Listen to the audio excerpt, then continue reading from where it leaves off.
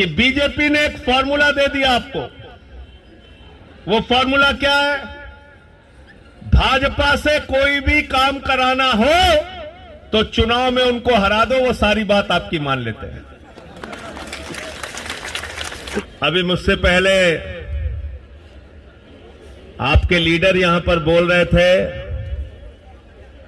कि आपका कद छोटा है, आपकी नाक छोटी है, लेकिन आपका दिल बहुत बड़ा है। लेकिन दुर्भाग्य से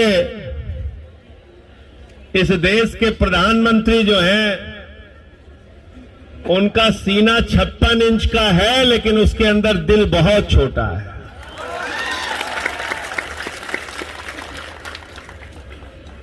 और वो जो उनका दिल है, वो सिर्फ अपने लिए धड़कता है। अपने लिए सोते हैं, अपने लिए जागते हैं, अपने लिए उठते हैं। सुबह उठते हैं तो भाषण, रात में सोते हैं तो भाषण, नींद खुल जाती है तब भी भाषण देने लगते हैं।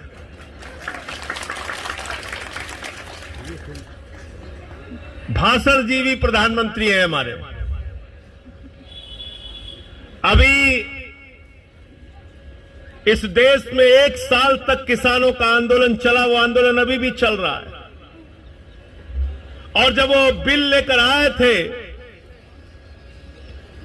वो तीनों काला कानून जब पार्लियामेंट में आया था, उस वक्त भी हमने कहा था कि ये ब्लैक लॉ है, ये काला कानून है, इससे हिंदुस्तान के किसानों के मौत के फरमान पर आप हस्ताक्षर कर रहे हैं। ऐसा काम मत कीजिए मोदी जी। लेकिन मोदी जी नहीं माने। 1 साल तक किसानों का आंदोलन चला। 750 से ज्यादा किसानों ने अपनी शहादत दी उस आंदोलन में। और 1 साल के बाद देश के प्रधानमंत्री को मजबूर होना पड़ा और वो तीनों काला कानून वापस लेना पड़ा। ये हिंदुस्तान के आंदोलनकारियों की ताकत है। बहुत बड़े समाजवादी नेता हुए डॉक्टर राम मनोहर लोहिया, और लोहिया कहा करते थे कि सड़क खामोश हो जाएगी तो संसद आवारा हो जाएगी। इसलिए सड़क की आवाज को जिंदा रखना है और संसद के लोगों को अपने हक में कानून बनाने के लिए मजबूर करना है। और मैं आपको ये भरोसा दिलाने के लिए आया हूं कि आम आदमी पार्टी, जिस पार्टी से मैं बिलोंग करता हूं, हमने हमेशा जायज बातों की लड़ाई लड़ी, आम आदमी की लड़ाई लड़ी। और दिल्ली में जो सरकार चल रही है अरविंद केजरीवाल जी की सरकार, इस सरकार के बारे में पूरी दुनिया में रिसर्च हो रहा है। अमेरिका के ट्रंप की बेटी हिंदुस्तान आती है तो वो कहती है मुझे केजरीवाल का स्कूल देखना है। इतना काम हमने एजुकेशन में, हेल्थ में करके दिखाया। आज एजुकेशन में, हेल्थ में, और यहां पर महिलाएं, नारी शक्ति बैठी हुई है। महिलाओं के लिए दिल्ली एक ऐसा राज्य है जहां पर बस की यात्रा पूरी तरीके से फ्री करने का काम दिल्ली के केजरीवाल जी ने किया। आपकी सेपरेट स्टेट की डिमांड के बारे में अभी आपके लीडर से हमारी बातचीत हो रही थी। उन्होंने सारे पॉइंट्स रखा। त्रिपुरा जिन लोगों का है, त्रिपुरा में उनका राज होना चाहिए और त्रिपुरा में उनके हिसाब से अगर वो एक अलग राज्य की मांग कर रहे हैं तो इस मांग के बारे में केंद्र की सरकार को विचार करना चाहिए, सोचना चाहिए और फैसला लेना चाहिए। और नहीं तो अभी आपने जैसे बताया 58% वोट शेयर लेकर आप लोग चुनाव जीत कर आए हैं municipal election, EDC election.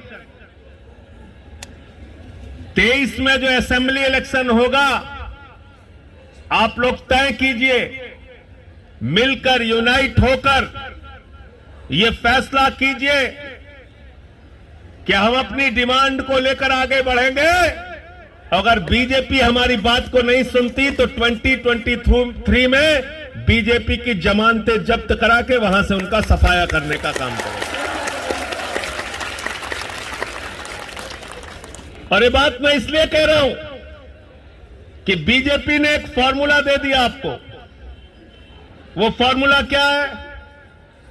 Bhajpa से कोई भी काम कराना हो तो चुनाव में उनको हरा दो, वो सारी बात आपकी मान लेते हैं। अभी हिमाचल में जमानत जब्त हुई, इतने दिन से डीजल पेट्रोल का दाम वापस नहीं हो रहा था। जैसे ही चुनाव हारे हिमाचल में, तुरंत डीजल और पेट्रोल का दाम कम हो गया। उत्तर प्रदेश में मोदी जी चुनाव की रैली करने गए, सभा करने गए, पूरी भारतीय जनता पार्टी की शक्ति लग गई। भीड़ इकट्ठा करो, भीड़ इकट्ठा करो, भीड़ इकट्ठा करो।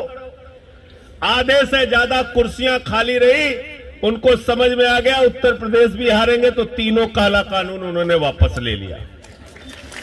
अभी ईडीसी का चुनाव आप लोगों ने हराया है, डिमांड अपनी जारी रखिए।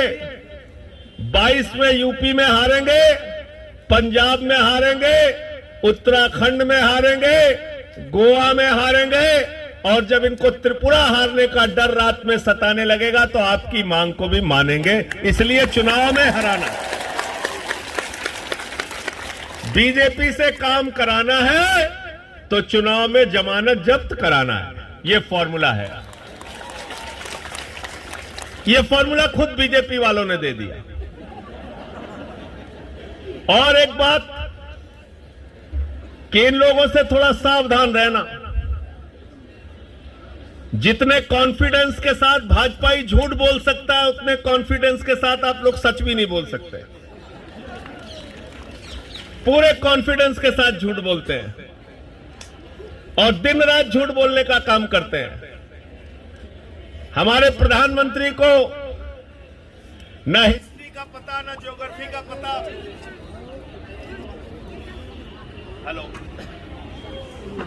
मैं आपकी डिमांड जो है वो अपनी पार्टी की लीडरशिप के सामने रखूंगा और आगे हमारे आपके रिश्ते बने रहे। दिल्ली में हमारे लायक कोई काम हो तो आप बताइएगा, हम सब हाजिर हैं आपके सेवा के लिए। और आपकी जो डिमांड है उसको पूरा स्टडी करके, पार्लियामेंट सेशन में है तो पार्लियामेंट के सेशन में भी मैं आपकी डिमांड को उठाने का पूरा प्रयास करूंगा।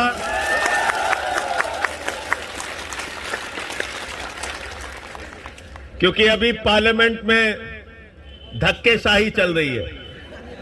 किसी को भी पकड़ते हैं, निलंबित कर दिया, सस्पेंड करके बाहर कर दिया। फार्मर्स बिल पे मैंने भी माइक तोड़ा, टेबल पे चढ़ गया, मुझे भी सस्पेंड कर दिया। कहने लगे साहब संजय सिंह ने तो माइक तोड़ दिया। मैंने कहा तुम किसानों की हड्डियां अगर तोड़ोगे तो हम माइक जरूर तोड़ेंगे।